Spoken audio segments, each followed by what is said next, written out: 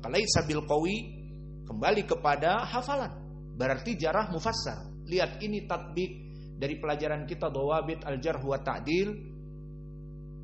Dan begitupun berkata An-Nasa'i mungkarul hadis. Maka kalau tadi Imam Ahmad mengatakan hadisnya banyak yang mungkar, kalau di sini dia menyebutkan mungkarul hadis sebagai pelakunya, bahwa dia hadis-hadisnya selalu berkesendirian. Itu maknanya. Dan berkata di tempat yang lain Imam An-Nasa'i, fi hadithihi syai', pada hafalan hadisnya itu ada sesuatu. Nah, di sini juga sharih kembali kepada hafalan. Berkata Ad-Daruqutni, laisa bil qawi wala bil hafidh. Nah, di sini dia korinkan seperti di pelajaran yang lalu, bagaimana cara kita mengetahui seseorang hafalannya itu baik atau buruk, dikorinkan, digandengkan dengan para ulama yang lain. Maka apa kata Imam Ad-Daruqutni setelah digandengkan? Laisa bil qawi, dia hafalannya rusak, tidak kuat. Wala bil hafidh, dan bukan orang yang berhak sebagai seorang yang hafal hadis, rusak hafalannya. Maka didhaifkan oleh Abu Daud hadis ini. Dan Imam Az-Zahabi menyebutkannya di kitabnya Al-Mizan dari manakirihi, dari hadis-hadis yang anehnya. Kesimpulannya, hadis ini kalau begitu disebutkan tadi oleh para ulama, dia selalu berkesendirian.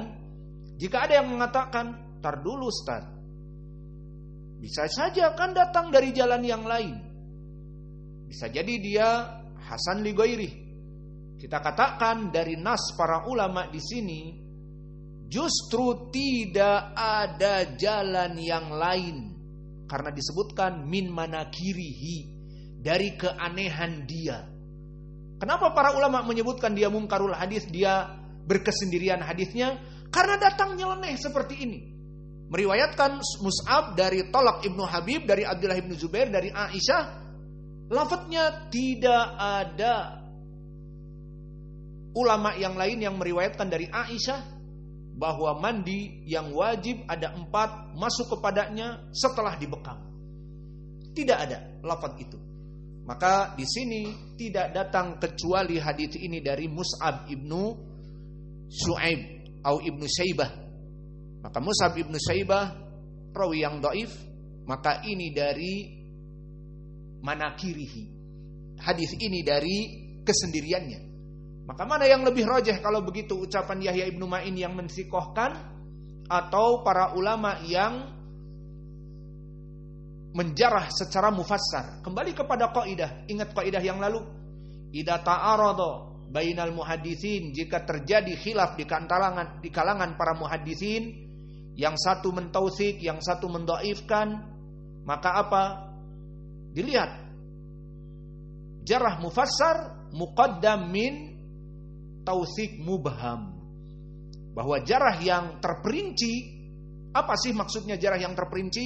Tahu dia kembali kepada hafalan atau tahu dia kembali kepada adalah, maka itu dinamakan jarah mufassar. Jarah mufassar lebih baik daripada apa? Dari tausik mubham. Dan ini gambarannya kami berikan dengan mudah. Kita yang berada di sini misalnya, kita tidak mau menyebutkan siapa-siapa, tidak usah.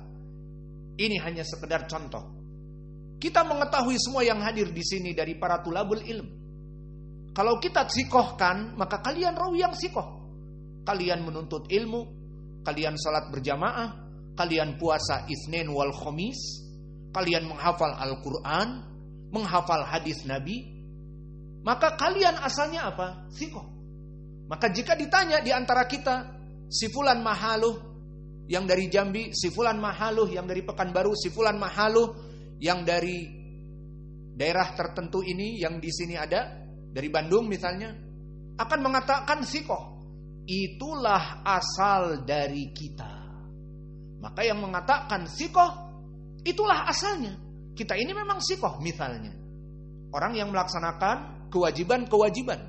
Salat berjamaah, menghafal Quran, menghafal hadis, dan menghafal mutun, dan melaksanakan menuntut ilmu ibadah yang agung, dan juga melaksanakan puasa sunnah.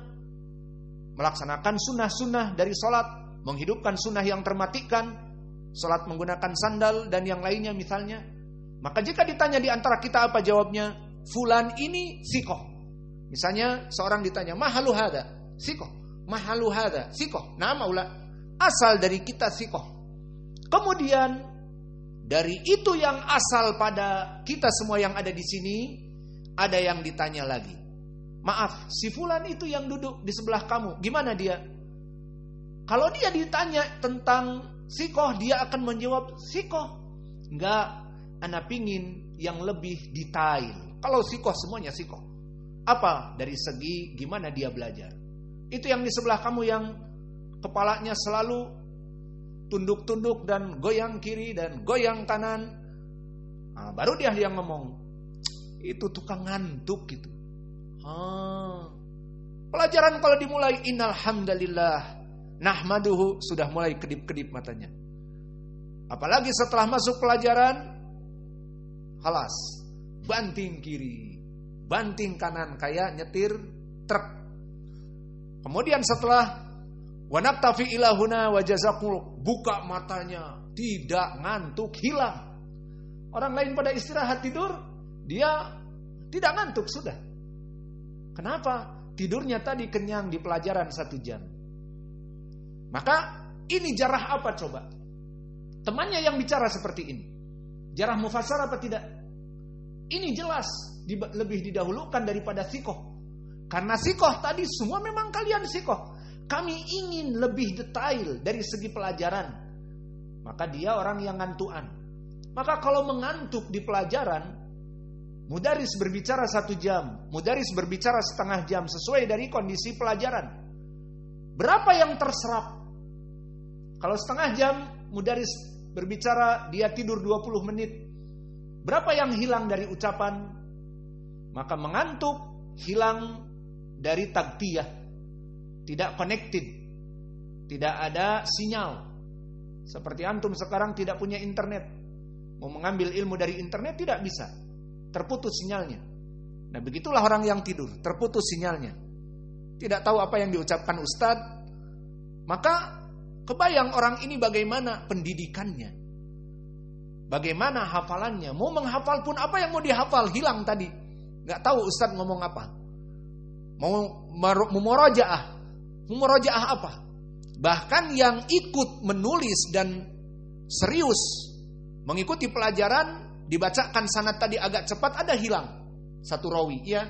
Nah nanti di murojaah dengan para teman yang lain ataupun didengar kajian di YouTube baru paham. Adapun ini ngantuk, not connected tertulis, terputus, tidak ada sinyal, maka hilang berapa menit. Nah di sini jarah mufassar. Ini gambaran yang kita ingin berikan contoh saja. Nah sekarang semua kalian tahu bagaimana keadaan orang ini. Kalau dari segi adalah sikoh. Nah begitupun Imam Ibnu Ma'in. Imam Ibnu Ma'in ditanya tentang orang ini sikoh. Bisa jadi kembali sikoh kepada agamanya, bahwa dia seorang muslim yang berakal dan meriwayatkan hadis. Namun Imam Ahmad, Abu Hatim, An-Nasai, Abu Daud dan yang seterusnya lebih mengetahui lebih detail apa? Dia itu mungkarul hadis. Hadisnya itu jika dikorinkan dengan muhaditsin yang lain tidak cocok. Dia selalu berkesendirian. Maka kesimpulannya hadis ini hadis yang dhaif. Karena berkesendirian padanya Mus'ab ibnu Syaibah, dan Mus'ab ibnu Syaibah mungkarul hadis, hadisnya selalu berkesendirian. Dari kesimpulan di bab yang ke-19 ini, bagi orang yang berbekam agar tidak diwajibkan padanya untuk mandi. Dan kalau kita katakan tadi memang tidak wajib, hadisnya dhaif, tapi ingin mandi, nah, kita nasihati jangan. Karena masih lukanya menganga, ditakutkan nanti terkena air menjadi infection. Ingat hadis yang diriwayatkan oleh Imam Abi Daud, yang mana Nabi mengatakan kepada seorang sahabi yang dikabarkan meninggal karena salah mengambil fatwa, maka Nabi marah mengatakan, qatalahumullah. Semoga Allah membunuhnya. Itu makna dari teks. Padahal maknanya yakni doa keburukan. Semoga Allah memburukkan dia karena memberikan fatwa yang buruk sehingga sahabatnya meninggal. Apa kisahnya? Sujja rajulun fis safar. Bahwa seorang sahabat beserta yang lainnya dalam keadaan safar terhantam batu atau bagaimana yang jelas sujja fi ra'sihi. Sujja itu adalah robek di kepalanya. Bocor kepalanya, besar luka. Tidak ada di zaman sekarang pergi ke USG, di puskesmas langsung dijahit, 7 jahitan, diperban, sudah. Alhamdulillah. Tidak ada pada saat itu safar. Dan zaman dulu pun safar tidak ada puskesmas di mana-mana. Maka akhirnya ya ditutupi dengan apa adanya luka tersebut. Akhirnya dia dalam keadaan meradang, infection. Kemudian di malam hari qadarullah dia mandi junub. Paham? Tidak dengan istrinya, cuman wet dream, mimpi basah. Maka setelah itu dia meminta fatwa kepada teman-temannya para sahabat yang lain. Aku dalam keadaan luka ini, kemudian mimpi basah. Apakah wajib bagiku untuk mandi junub? Ataupun aku melaksanakan tayamum saja? Fa in lam tajidu ma'an fatayammamu sa'idan tayyiban. Maka jawabnya la, tidak boleh karena ada air. Air ada. Lalu bagaimana? Harus mandi. Akhirnya mandi. Namanya mandi junub dari kepala sampai bawah. Dan kepalanya bocor. Maka dia mandi dan masuk air. Apalagi di kepala, bukan di kaki. Di kaki mending, bengkak. Ini di kepala dekat otak. Maka bocor dan mandi. Karena fatwa yang salah ini, akhirnya dia mandi. Setelah mandi dia dalam keadaan menggigil malam itu dan meninggal. Disampaikan oleh para sahabat kepada Nabi, ya Rasulullah, fulan meninggal karena fulan bocor di kepalanya, kemudian mandi junub, kemudian difatwakan oleh mereka tidak boleh tayamum, harus mandi karena ada air. Maka akhirnya mandi dan meninggal ya Rasulullah. Rasulullah malah dan mengatakan, qatalahumullah. Mereka telah membunuhnya. Semoga Allah memburukkan dia atau mereka. Ini jazr, kalimat keburukan. Maknanya Nabi marah atas fatwa yang tanpa ilmu. Poin pendalilannya, lihat bagaimana robek yang besar dan luka itu lebih baik tidak terkena air. Maka bagaimana orang yang habis berbekam dari torehan-torehan silet yang memang dia kecil namun banyak dan badannya ada 15 titik mungkin, kepala, punggung, dahi, kahil, akhdain dan yang lainnya. Kemudian dia mandi dan mandinya di zaman now pakai shower, kemudian mandi pakai lifah untuk menggosok-gosok dari kulit, dari daki misalnya, ditambah dengan sabunnya juga Lifebuoy misalnya, jadi iklan. Terus sampoan juga karena rambutnya masih ada sebagian.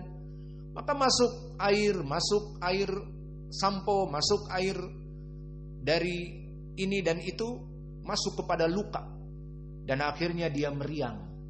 Maka ditakutkan seperti itu. Kesimpulannya, mandi berbekam setelah berbekam tidak sahih. Hadis